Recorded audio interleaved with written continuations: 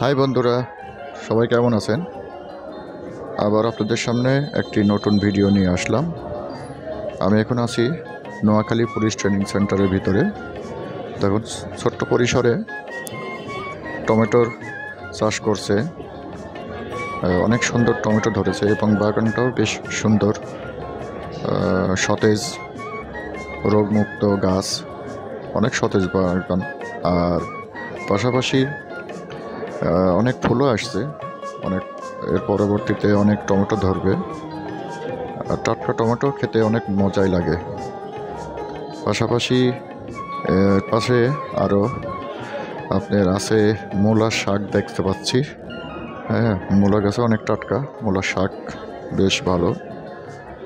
প্রচুর পরিমাণে আয়রন পাওয়া যায়,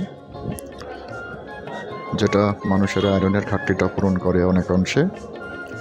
এর পাশে আরও ছোট্ট একটি আবাদ দেখতে পাচ্ছি আমরা, সেটা শিম গাছ। এই যে শিম গাছে অনেক ফুল ধরছে, ছোটো গাছই, গাছটা কেবলই হয়ে উঠছে। তো শিম গাছ বেড়ে উঠেছে, ফুল ধরছে যেহেতু শিমও 2-1 দিনের মধ্যেই শিম ধরবে। সারবিহীন গাছ, অনেক সুন্দর লাগে।